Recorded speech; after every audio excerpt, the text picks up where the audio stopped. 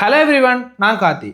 இன்றைக்கு நாங்கள் Iran Israel சண்டையால் எங்களோட அன்றாட வாழ்க்கையில் எவ்வளோ பெரிய பாதிப்புகள் வரப்போகுது ஒரு 7 காரணங்களை பற்றி நான் உங்களுக்கு சொல்ல போகிறேன்.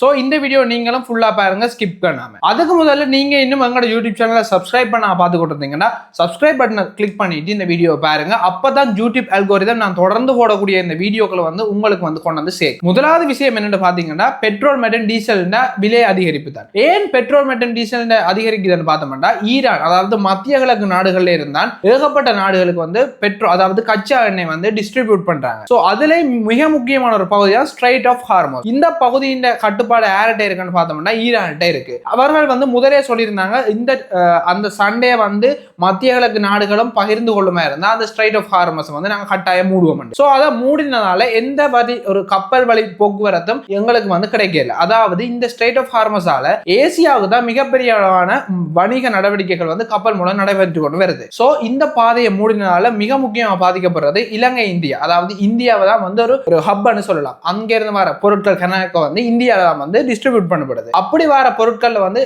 ஏகப்பட்ட பிரச்சனைகள் இப்ப இந்த சண்டையால நடக்கிறபடியா எங்களுக்கு மிக முக்கியமா பாதிக்கப்படுற முதலாவது காரணம் என்னன்னா, பெட்ரோல் மற்றும் டீசல் விலை அதிகரிப்பு தான். பெட்ரோல் மற்றும் டீசல் விலை அதிகரிக்குமா இருந்தா எங்களுக்கு எல்லாத்தின விலையுமே அதிகரிக்கும். பெட்ரோல் மற்றும் டீசல் விலை அதிகரிக்குமா இருந்தா நாங்க அன்றாட வாழ்க்கையில நாங்க பாவிக்காத எங்களை நேரடியா தொடர்படாத எல்லா விஷயமே எங்களை தங்கும். ஏன்னு பார்த்தோம்னா, நாங்க ஒரு சிம்பிளான எக்ஸாம்பிள் உங்களுக்கு சொல்றேன். விடிய எழுப்பி நீங்க ஆபீஸுக்கு போறீங்க, எழுப்பி நீங்க வலிக்கிட்டு ஒரு பஸ்ல போனீங்கன்னா அந்த பஸ்ஸுக்கு நீங்க பே பண்ண வேண்டி வரும். இன்னைக்கு நீங்க ஒரு 10 ரூபா கொடுக்குறீங்கன்னு வைங்களேன்.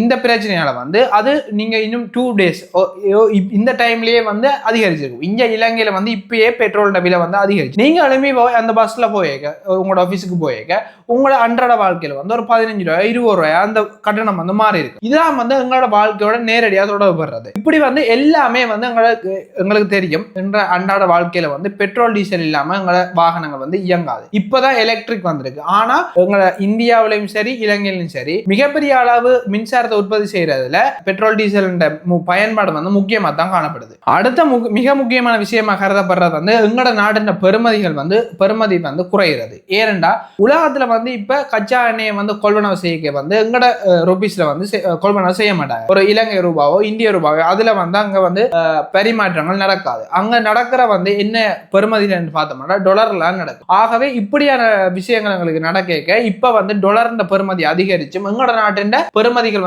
குறையக்கூடிய வாய்ப்பும் இந்த சண்டையால எங்களோட நாடுகளுக்கு நடைபெற்று கொண்டிருக்கு. மத்திய கிழக்கு நாட்டுல இந்த யுத்தம் அதி உச்சத்தை பெற்றுக் கொண்டிருக்கிறதால அங்க வேலை செய்யற எங்களோட நாட்டு மக்கள் என்ன செய்வாங்கன்னா, அங்க பல்வேறுபட்ட வேலை வாய்ப்புகள் இழக்கக்கூடிய சந்தர்ப்பம் அங்க ஏற்படுது. இதனால அங்க இருந்து எங்களோட நாட்டுக்கு வர ஃபாரின் மணி எக்ஸ்சேஞ்ச் சரியான வீழ்ச்சி அடையக்கூடிய வாய்ப்பு இருக்குது. ஆகவே மத்திய கிழக்கு நாட்டுல உள்ள ஃபேமிலிஸ் இங்க எங்களோட நாடுகள்ல இருக்கிறதாலையும் பல்வேறுபட்ட சிக்கல்கள் இந்த போரால எங்களோட அன்றாட வாழ்க்கையில சந்திக்கக்கூடிய நிலைமை உருவாகி கொண்டு. அதை தவிர மிக முக்கியமா நாங்க பார்க்கக்கூடியது என்னன்னா, ஒரு நாட்டுல இருந்து இன்னொரு நாட்டுக்கு எங்களோட வளங்களை அதாவது ஏற்றுமதி பண்ணிக்க அந்த ஏற்றுமதி மிக முக்கியமா நடைபெறது கப்பல் போக்குவரத்துல. இந்த கப்பல் போக்குவரத்து கச்சா எண்ணெய் விலை அதிகரிப்பால சரியாக தடைப்படக்கூடிய வாய்ப்புகள் இருக்கு. இப்படி தடைப்படுற நேரத்தில் எங்களோட நாட்டின் ஏற்றுமதி பாதிக்கப்படுற ஒரு மிக முக்கியமான காரணம் இந்த போரால எங்களுக்கு நடைபெற்று கொண்டிருக்கு. இதோட நாங்க மிக முக்கியமாக கவனிக்க வேண்டியது, அதாவது இலங்கையில சுற்றுலாத்துறை மிகப்பெரிய அளவிலான ஒரு வளர்ச்சியை கடந்த 2 ஆண்டுகள்ல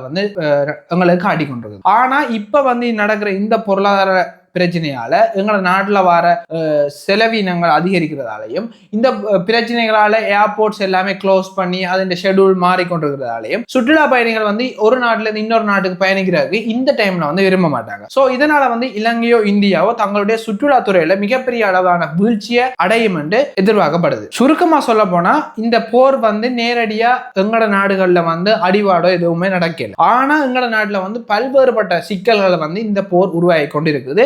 அதை நாங்க இவ்வளவு காலம் நியூஸ் பேப்பர்ல ஒரு ஆள் சொல்லிக்க இல்ல டிவில ஒரு யூடியூப் சேனல்ல கேட்டு கொடுத்திருப்போம். ஆனா இன்றைக்கு நீங்க கடைக்கு போய் நீங்க காசை கொடுத்த ஒரு பொருள் வாங்க உங்களுக்கு தெரிஞ்சிருக்கும் இதன் விலை கூடி இருக்கு. அதாவது எங்களை நேரடியா பாதிக்க தொடங்கிட்டு. சுருக்கமா நாங்க உங்களுக்கு 5 விஷயத்தை சொல்றேன். பெட்ரோல் விலை, உணவு விலை, மின்சாரம், அதை தவிர வேலை வாய்ப்பு, பொருளாதாரம். இந்த 5 எங்களை நேரடியா தாக்குற ஒரு விஷயமா இருக்கு. அதே மாதிரி உங்களுக்கு இந்த ஈரான் போரை பற்றி சுருக்கமா உங்களுக்கு ஏதாவது தெரிஞ்சுக்கணும்னு நினைச்சீங்கன்னா எங்களோட யூடியூப் சேனலை சப்ஸ்கிரைப் பண்ணி வச்சுக்கோங்க. அடுத்த வீடியோல பார்ப்போம். பாய்.